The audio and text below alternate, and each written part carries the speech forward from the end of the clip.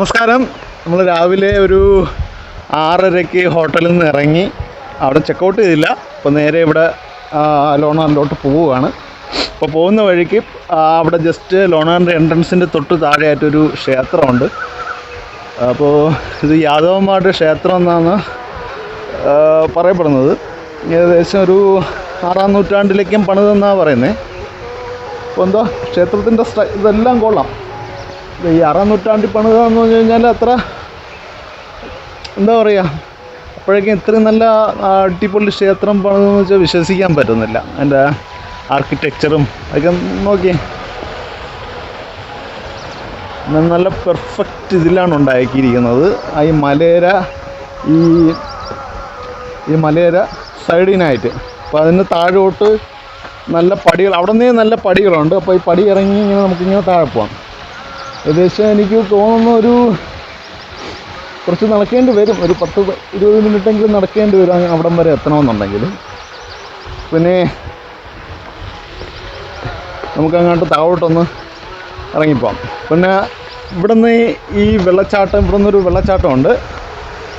ഈ വെള്ളച്ചാട്ടം ആ മുകളിൽ നിന്ന് വരുന്ന വെള്ളച്ചാട്ടമാണ്. ഇത് ഈ വെള്ളച്ചാട്ടത്തിൻ്റെ ഉറവിടം എവിടെയാണെന്ന് അറിയത്തില്ല. അപ്പോൾ ഈ വെള്ളം ഇവിടെ ഈ കുളത്തിൽ വന്ന് വീണ് അവിടെ നിന്ന് ഈ വെള്ളം ആ ചാനൽ കണ്ടോ, അവിടെ ചാനൽ ഇത് കണ്ടോ.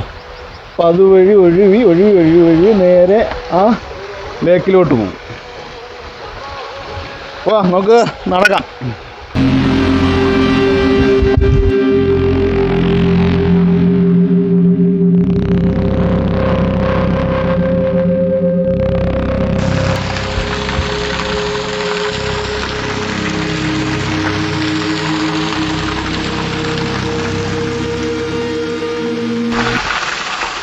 ക്ഷേത്രം നിർമ്മിച്ചിരിക്കുന്നത് അത് പറയാതിരിക്കാൻ വയ്യ. എന്താ പടികളും ആ ക്ഷേത്രത്തിൻ്റെ സ്റ്റൈലും എല്ലാം അടിപൊളിയായിട്ടുണ്ട്. ആ സമയത്തേക്ക് ഇത്രയും നല്ല ക്ഷേത്രം പണിതെന്ന് വെച്ച് കഴിഞ്ഞാലേ അന്നത്തെ ആൾക്കാരുടെ ഒരു നോക്കണം. പിന്നെ ഈ പടി ഇറങ്ങുന്നത്, പടിക്ക് കുറച്ച് വീതിയില്ല. അപ്പോൾ നമ്മളിങ്ങനെ ചരിഞ്ഞ് ഇറങ്ങണം. അല്ലാന്നുണ്ടെങ്കിൽ ചിലപ്പോൾ വീഴാൻ ചാൻസ് ഉണ്ട്.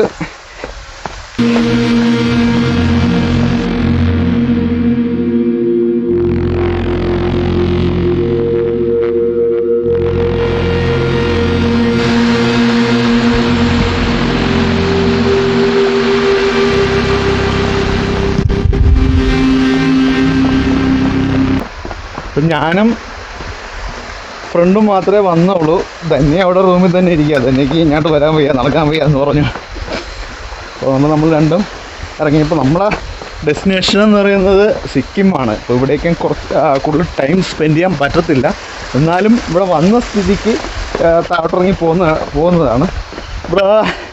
ഇവിടെ ഈ ലോണാർ കെറ്റലിലേക്ക് ഞാനിത് 2ാമത്തെ വിസിറ്റാണിത്. അപ്പോൾ നേരത്തെ ഞാൻ വന്നിട്ടുണ്ടായിരുന്നു ഇവിടെ. അപ്പോൾ അതിലൊരു വീഡിയോ ഞാൻ ഇതിലിട്ടിട്ടുണ്ട്, അത് നിങ്ങൾ കാണണം. അപ്പോൾ ഇത് വേറൊരു വഴിയാണ് ഇറങ്ങിപ്പോകുന്നത്. പിന്നെ ഈ സമയം വേറെ ആരും ഇല്ലാത്തതുകൊണ്ട് കുറച്ച് പേടിയുണ്ട്. കാര്യം ഇവിടെ എന്താ പറയുന്ന മൃഗങ്ങളൊക്കെ ഉണ്ട്, വന്യമൃഗങ്ങളൊക്കെ ഉണ്ട്, ലെപ്പാടൊക്കെ ഉണ്ടെന്നാണ് പറയുന്നത്. അതുകൊണ്ടൊരു ചെറിയൊരു പേടിയുണ്ട്. ഞാൻ മാത്രമേ ഇറങ്ങി വന്നുള്ളൂ. ജോഷ് അവിടെ നിന്ന് ഫോട്ടോ എടുക്കുക. നല്ല രസമുണ്ട്. വെള്ളച്ചാട്ടമൊക്കെ നല്ല മഴയത്താണെന്നുണ്ടെങ്കിൽ ഇതിലും നല്ല ഭംഗിയായിരിക്കും കാണാൻ, വെള്ളമൊക്കെ ഒഴുകി വരുന്നത്. അപ്പോൾ നമ്മളിങ്ങനെ താഴോട്ട് ഇറങ്ങി വരുമ്പോഴത്തേക്ക് വീണ്ടും ഇവിടെ ഒരു കുളമുണ്ട്. ഇവിടെ ഒരു എന്തിനാ ഇങ്ങനെ പണിതെന്ന് അറിയത്തില്ല. ഇനി വെള്ളം ഇവിടെ കുളിക്കാനായിരിക്കും ചിലപ്പോൾ ഒരു പക്ഷേ. അത് കഴിഞ്ഞ് വരുമ്പോഴത്തേക്ക് പാലം, ഈ ഇറങ്ങി വരുന്ന സൈഡിനായിട്ട് ഒരു ചെറിയ ഒരു മണ്ഡപം. അവിടെ നിന്ന് അങ്ങോട്ട് ക്ഷേത്രത്തിലോട്ട് അങ്ങോട്ട് കയറി പോകണം. ക്ഷേത്രത്തിലോട്ട് ഞാൻ കയറുന്നില്ല. അപ്പോൾ ഇതാ ക്ഷേത്രം. അപ്പോൾ ക്ഷേത്രങ്ങളൊന്നും ഫങ്ഷണൽ അല്ല എന്ന് തോന്നുന്നു. പിന്നെ ആവശ്യത്തായിട്ട് കണ്ടില്ലേ, ആവശ്യത്തായിട്ട് അവിടെയും ഒരു ചെറിയൊരു ഗുഹ കണക്കെ ഉണ്ട്. അതെനിക്ക് തോന്നുന്നു എനിക്ക് അകത്തോട്ട് കയറി പോകാമെന്ന് തോന്നുന്നു. അല്ലല്ല, അകത്തോട്ട് കയറി പോകത്തില്ല. പിന്നെ അവിടെ നിന്ന് ഒരു വെള്ളച്ചാട്ടം വരുന്നുണ്ട്.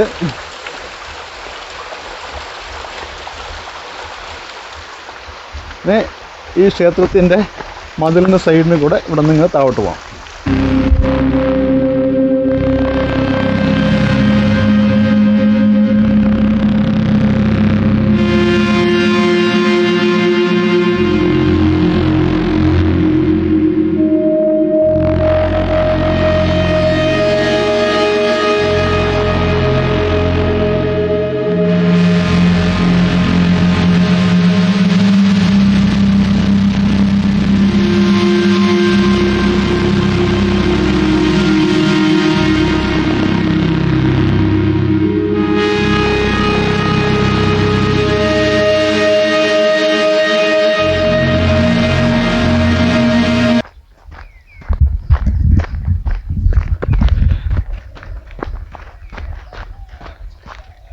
നമ്മളവിടെ നിന്ന് മുകളിൽ നിന്ന് ഇങ്ങനെ ഇറങ്ങി താഴെ കുറച്ചെത്തുമ്പോഴത്തേക്ക് ഇവിടെ കംപ്ലീറ്റഡ് ആയിട്ടില്ല, വേറൊരു ക്ഷേത്രമുണ്ട്. അപ്പോൾ അതിൻ്റെ കുറച്ച് പരിസരം നശിക്കപ്പെട്ടിട്ടുമുണ്ട് കുറച്ച് ഭാഗങ്ങൾ. ക്ഷേത്രത്തിൻ്റെ ഈ തൂണുകളൊക്കെ തന്നെ നല്ല കൊത്തുപണികളോടുകൂടിയാണ് ചെയ്തിട്ടുള്ളത്.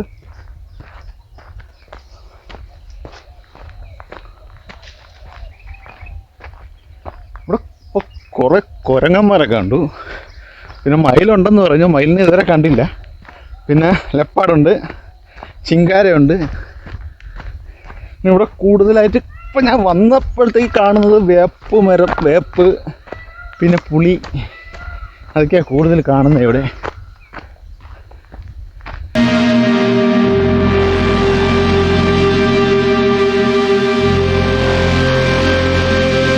അവിടുന്ന് നമ്മളിങ്ങനെ താഴോട്ടിറങ്ങി വരുമ്പോഴത്തേക്ക് ഇവിടുന്ന് വഴി രണ്ടായിട്ട് സ്പ്ലിറ്റ് ചെയ്യുന്നുണ്ട്. അപ്പോൾ ഇവിടുന്ന് നേരെ പോവുകയാണെന്നുണ്ടെങ്കിൽ ഒരു കമൽജാ ദേവി ക്ഷേത്രം അങ്ങോട്ട്, പിന്നെ ഇവിടെ നിന്ന് ഇങ്ങോട്ട് ഒരു ദർഗയുണ്ട്. അപ്പോൾ നമ്മൾ ക്ഷേത്രം കണ്ടു. അപ്പോൾ ഇനിയിപ്പോൾ ദർഗയുടെ സൈഡിലോട്ട് ഇറങ്ങിപ്പോൾ അത് കുറച്ച് ലോങ്ങറാണ്, കുറച്ച് ഷോർട്ടറാണെന്ന് തോന്നുന്നു, ഡയറക്റ്റ് താഴോട്ട് ഇറങ്ങി പോകുന്നത്. അപ്പോൾ അതുകൊണ്ട് ഇതുവഴി ഇറങ്ങി പോവുകയാണ്. ഒറ്റ മനുഷ്യരില്ല, ഞങ്ങൾ രണ്ടുപേരും മാത്രമേ ഉള്ളൂ. ചെറിയ പേടിയുണ്ട്, ലെപ്പാടുണ്ടോ എന്ന് പറഞ്ഞുകൊണ്ട് ചെറിയൊരു പേടിയുണ്ട്.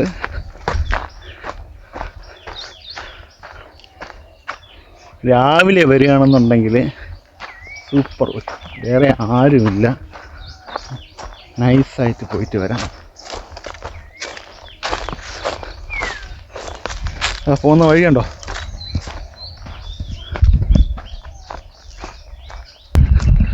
ഇപ്പോൾ ദർഗ എത്താറായെന്ന് തോന്നുന്നു. ഇവിടെ ഒരു പച്ചക്കൊടി കണ്ട കാണുന്നുണ്ട്.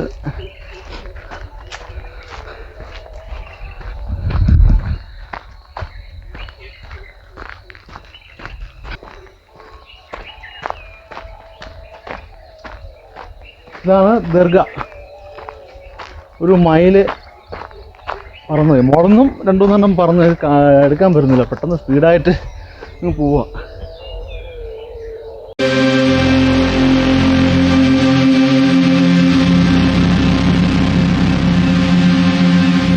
മൊത്തം ഇങ്ങനെ ഇത് ബ്രാഞ്ചസ് വളർന്ന് കിടക്കുക. എനിക്ക് തോന്നുന്നു ഇതുവഴി ആൾക്കാർ പോക്കൽ കുറവാണ്.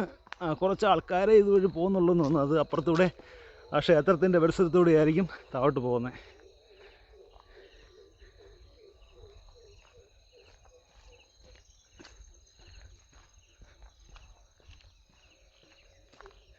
വഴിയുണ്ട്, വഴി തെളിഞ്ഞ് കിടപ്പുണ്ട്, പക്ഷേ ചെടികളെല്ലാം വളർന്നിങ്ങോട്ട് കിടക്കുക വഴിയിലോട്ട്. അപ്പോൾ അതൊന്ന് മനസ്സിലാക്കണം, ആൾക്കാർ പോകുന്ന കുറവായിരിക്കാം.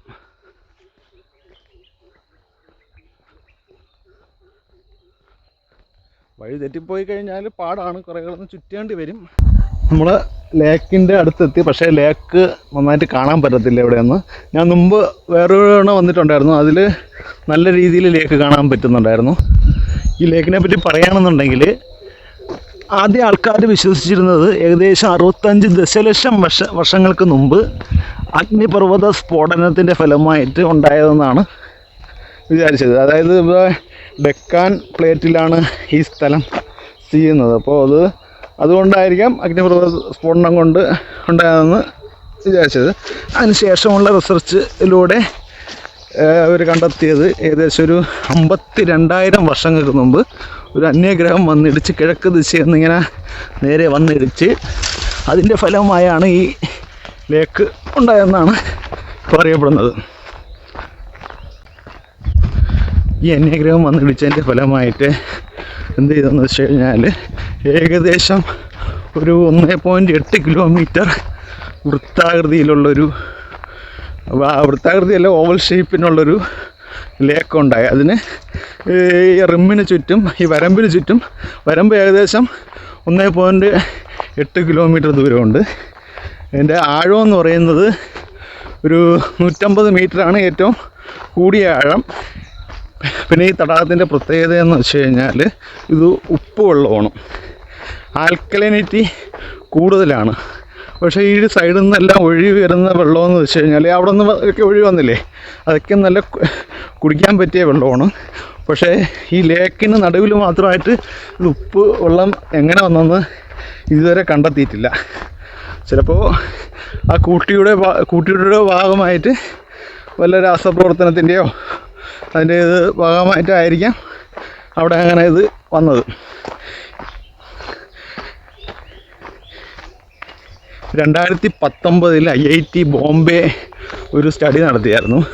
അപ്പോൾ ആ സ്റ്റഡിയിൽ അവർ കണ്ടെത്തിയതെന്ന് വെച്ച് കഴിഞ്ഞാൽ ഈ അപ്പോളോ പര്യവേഷണത്തിൽ ഈ ചന്ദ്രനിൽ പോയില്ലേ, അപ്പോൾ അവിടെ നിന്ന് കുറച്ച് സാമ്പിൾ കൊണ്ടുവന്നായിരുന്നു മണ്ണിൻ്റെ. അപ്പോൾ അതും ഇവിടുത്തെ സാമ്പിളുമായിട്ട് സാദൃശ്യം ഉണ്ടെന്നാണ് പറയുന്നത് ടെസ്റ്റ് ചെയ്തപ്പോഴത്തേക്ക്. ഇപ്പോൾ റീസെൻ്റായിട്ട് വീണ്ടും വേറെ ഒരു സ്റ്റഡി വന്നിട്ടുണ്ട്.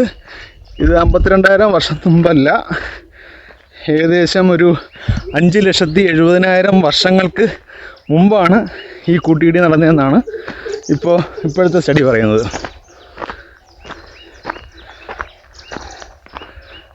ഈ 2019 ഈ ലേക്കിൻ്റെ നിറം മാറിയായിരുന്നു. നിറം മാറി ഇത് എപ്പോഴും വരുമ്പോഴത്തേക്കും പച്ച കളറാണ്, ഡാർക്ക് ഗ്രീൻ കളറാണ്. 2019 പിങ്ക് കളറായി. അപ്പോൾ അത് ഈ ചൂട് കൂടിയത് കാരണം ബാഷ്പീകരണം കൂടുതൽ നടന്ന് ഈ ജലത്തിലെ ആൽക്കലിനിറ്റി കൂടി. അപ്പോൾ അതുകൊണ്ട് ഈ ഹാലോ ബാക്ടീരിയത്തിൻ്റെ അളവ് കൂടി. അപ്പോൾ അതാണ് ആ പിങ്ക് നിറം വന്നതിന് കാരണം.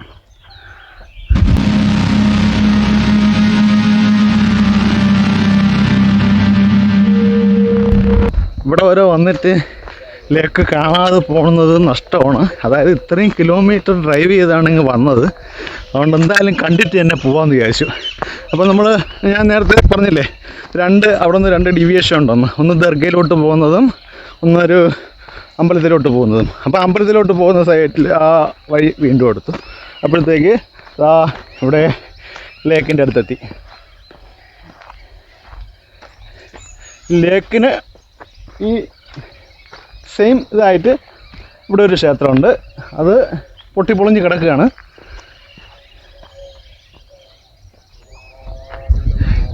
അന്ന് ഇത് 6-ാം നൂറ്റാണ്ടിലേക്ക് ഇത് എങ്ങനെ പണിതെന്നാണ് ഞാൻ ആലോചിക്കുന്നത്.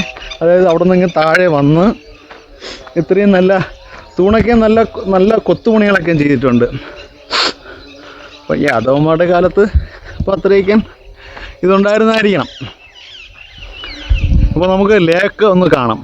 ഞങ്ങൾ പണ്ട് വന്നപ്പോഴത്തേക്ക് അപ്പുറത്തൊരു വഴി ഇറങ്ങി. അപ്പോൾ അത് അവിടെ വേറെ ഒരു ക്ഷേത്രം കാണുന്നുണ്ട്. ലേക്കിന് ചുറ്റുമായിട്ട് കുറേ ക്ഷേത്രങ്ങളുണ്ട് കേട്ടോ. ആ സൈഡിനൊരു ക്ഷേത്രമുണ്ട്, ആ സൈഡിന് പിന്നെ മൈഗ്രേറ്ററി ബേഡ്സ് ഉണ്ട് കുറേ. പക്ഷെ ഇവിടേക്ക് കാട് പിടിച്ച് കിടക്കുക. ഞങ്ങൾ പണ്ട് വന്ന വഴിയാണെന്നുണ്ടെങ്കിൽ അവിടെ കറക്റ്റ് ഇറങ്ങിക്കഴിഞ്ഞാൽ അവിടെ കുറച്ച് നിൽക്കാം, ലേക്കിന് സൈഡിനായിട്ട് നിൽക്കാൻ പറ്റും. ഇത് ഒട്ടും നിൽക്കാൻ പറ്റത്തില്ല. ഇത് മഹാരാഷ്ട്രയുടെ 7 വണ്ടേഴ്സിൽ വരുന്നൊരു സ്ഥലം കൂടിയാണ്. പിന്നെ രാംസാർ സൈറ്റിലും ഇത് ഉൾപ്പെടുത്തിയിട്ടുണ്ട്. പിന്നെ നാഷണൽ ജിയോ ഹെറിറ്റേജ് മോണുമെൻ്റാണ്.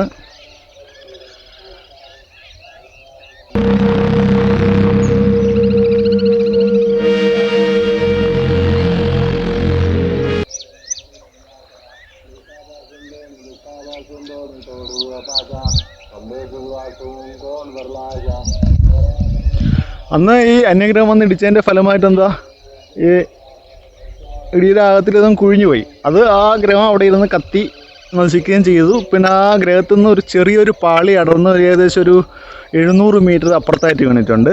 അപ്പോൾ അവിടെ ഒരു ചെറിയൊരു കുളം അവിടെയുണ്ട്.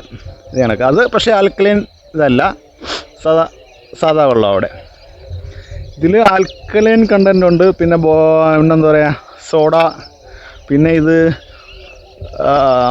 കെമിസ്ട്രി സ്റ്റുഡൻസിനും പിന്നെ ഈ ജിയോളജി അങ്ങനെ പഠിക്കുന്നവർക്കും ഒക്കെ പറ്റിയ, ഗവേഷണത്തിനൊക്കെ പറ്റിയ സ്ഥലം കൂടിയാണ്.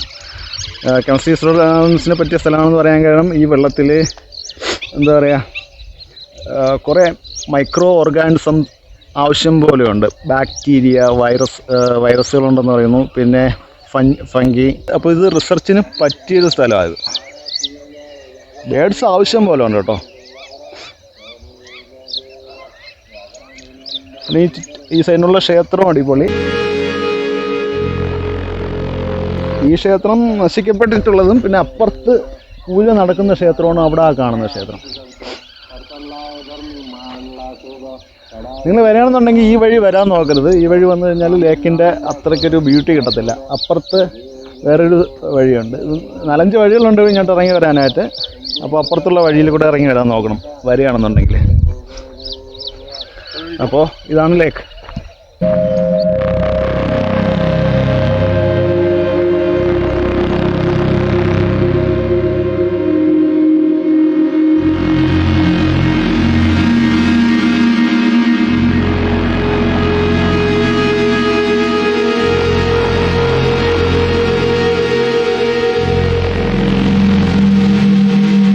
ഇത്രയൊക്കെയാണ് ലോണാർ ലേക്കിനെ പറ്റിയിട്ടുള്ള വിശേഷങ്ങൾ. അപ്പോൾ നിങ്ങൾ എപ്പോഴെങ്കിലും ഔറംഗാബാദ് വരാണെന്നുണ്ടെങ്കിൽ അവിടെ നിന്ന് ഇങ്ങോട്ട് വരാൻ ശ്രമിക്കണം. പിന്നെ നമ്മൾ തിരിച്ചു പോവാണ്. നമ്മൾ ജസ്റ്റ് അവിടെ മോളിൽ നിന്ന് കണ്ടിട്ട് പോകാമെന്നാണ് വിചാരിച്ചത്. പിന്നെ ഇവിടെ വന്ന സ്ഥിതിക്ക് മിസ്സാക്കണ്ടെന്ന് വിചാരിച്ചിട്ട് തിരിച്ചിങ്ങോട്ട് ഇറങ്ങിയാണ്. നമ്മുടെ അങ്ങ് സിക്കിമിലെത്താൻ വീണ്ടും ഇനി 2 ദിവസം പിടിക്കും ഇവിടെ. അതുകൊണ്ട് അത്രയും ദിവസം മിസ് ചെയ്യാൻ പറ്റത്തില്ലല്ലോ. പിന്നെ ഇത് എൻ്റെ അറിവിലുള്ള കാര്യങ്ങളാണ് ഇത്രയും പറഞ്ഞത്. പിന്നെ എന്തെങ്കിലും തെറ്റായിട്ടുണ്ടെന്നുണ്ടെങ്കിൽ നിങ്ങൾ കമൻറ്റ് ചെയ്യാൻ കേട്ടോ, കുഴപ്പമൊന്നുമില്ല. പിന്നൊരു കാര്യം പറയാൻ മറന്നുപോയി. ഇത് ബസാൾട്ടിക് റോക്കിൽ ഹൈപ്പർ വെലോസിറ്റി ആയിട്ടുള്ള സാധനം വന്ന് ഇടിച്ച് ഉണ്ടായ ഒരു ലേക്ക് കൂടിയാണത്. അത് ഭൂമിയിലാകെ 4 ലേക്കുകളേ ഉള്ളൂ. അതിൽ 1 ഇന്ത്യയിലാണ്, ബാക്കി 3 ലേക്ക് ബ്രസീലിലാണുള്ളത്.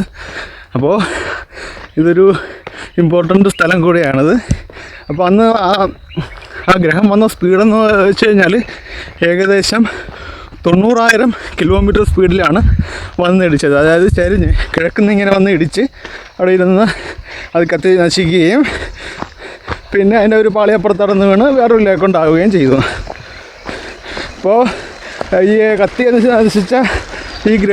നശിച്ച ഗ്രഹത്തിൻ്റെ ഭാഗങ്ങൾ ഈ കാലക്രമേണ മഴ മൂലം അത് ഒലിച്ചൊലിച്ച് ഈ ലേക്കിന് നടുക്കോട്ട് പോവുകയും ചെയ്തു.